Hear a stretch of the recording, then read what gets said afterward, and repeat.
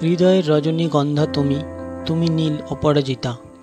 বলেছিলে হেসে, আমায় নিয়ে লেখো না একটি কবিতা। আমি কবি নই, তবু লিখব আজ কিছু পংক্তিমালা। বাতায়ন খুলে সাজিয়ে দেব হাজার তারার মেলা। শব্দের ঝড় উঠবে ফুঁসে নন্দিত কোনো অরণ্যে। কবিতার তার তুলবে সুর তোমাকে স্পন্দিত করার জন্যে।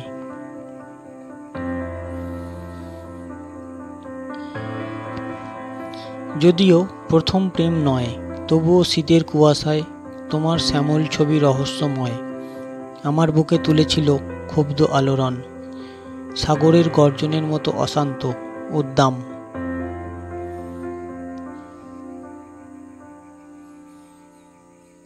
তোমার মনের কথা আমার দুহাত ছুঁয়ে যাওয়া। কি জানতে চাও বলো, কেন আমি এতই বেপরোয়া? অমিত তৃষ্ণা আমার, তাই আমি হয়েছি অবাধ। নিষেধের বেড়াজাল ভেঙে নিয়েছি প্রেমের স্বাদ। দুরন্ত স্রোতের মতো দিগন্ত রেখার টানে ছুটে গিয়েছি নিসীম শূন্যের পানে।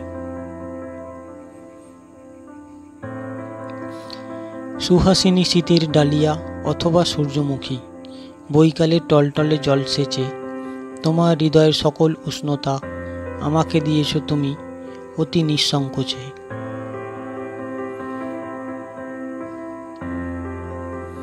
ময়ূরাক্ষী নদীটির কলহাস্য যেন গানের আসরে তুলেছে বীণার ঝঙ্কার। মানস সরোবরে সদ্য প্রস্ফুটিত নীলপদ্ম সেজে হয়েছে অলিক উপহার।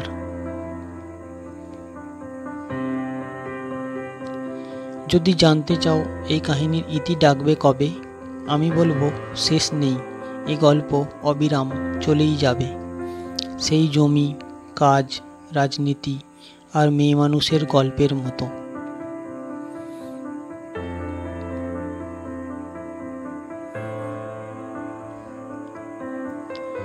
জাহাজের ডেকে, রেলের বগিতে, বাসের সিটে, মানুষের মুখে যত কাহিনী বদলায় না, গল্প বদলায় না, বদলায় শুধু পাত্র। তুমি তো মহাকালের স্রোতে দুটি ক্ষুদ্র বিন্দু মাত্র। কি উদ্দেশ্য, দোহাই তোমার এমন প্রশ্ন করো না। উদ্দেশ্যহীনভাবে কি ভালোবাসা যায় না? জানি তুমি আমার অন্তরঙ্গতায়, আবেগঘন স্পর্শকাতরতায় বিন্দুমাত্র কুণ্ঠিত নও, বরং তুমি বারংবার। তবুও অতটা অশান্ত হব না, দূরেই থাকি, অত কাছে যাব না। ভয় হয় আমার উত্তপ্ত স্পর্শে যদি তুমি ছাই হও শেষে।